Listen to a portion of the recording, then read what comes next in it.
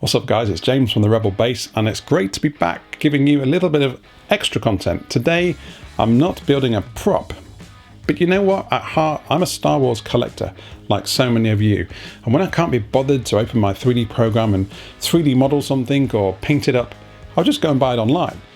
The good people over at Fanhome saw what we were doing here on the Rebel Base and offered me their complete bust collection. Now this collection includes all sorts of amazing Star Wars characters that we all love, including K2SO and The Mandalorian and so many more. And I agreed to review a few of their busts on the show over the next few months. You can check out if you want to jump in. The links are below in my description. Let's take a look.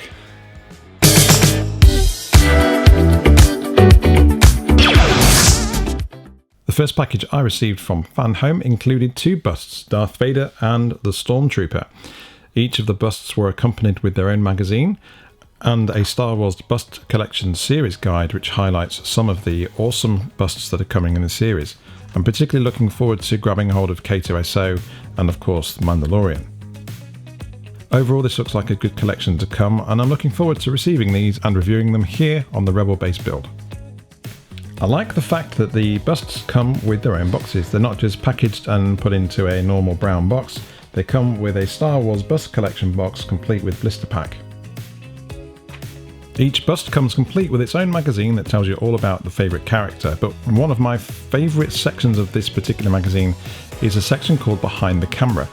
It breaks down a lot of the behind the scenes goings on during the making of the films, shows you some really great behind the scene images of models in their basic form. For example, the Darth Vader magazine goes into some detail about the original Death Star model and of course the amazing drawings by Ralph McQuarrie. Do I like this?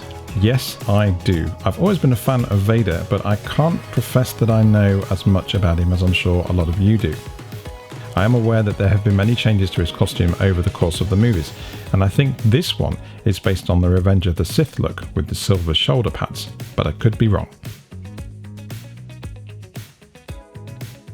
The belt looks good, and the two controls either side, they're mirrored, and I think they're fairly faithful to the movie itself. I particularly like the detail on the quilting on the clothing, the back of the glove and the arm. It's very well done and it looks good. I quite like the pose as well with the lowered lightsaber and the raised hand.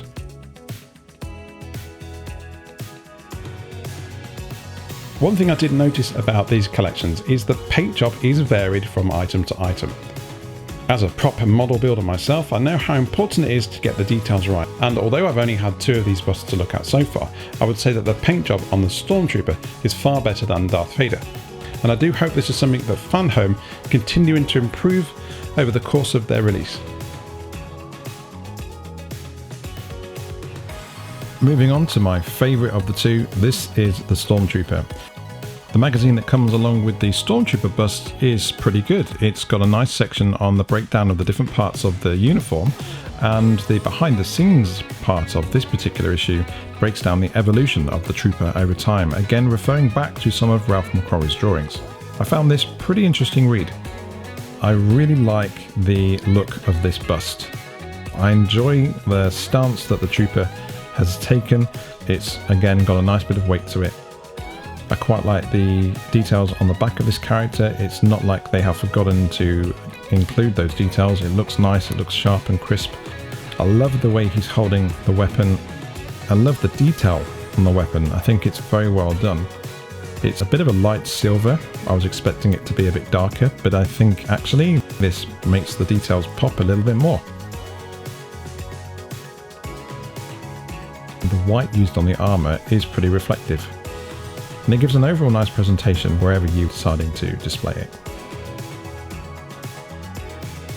Thanks for watching guys, hope you enjoyed this little bit of a review show. I'll leave you to decide whether you want to jump in. You can have a look at the links in my description below.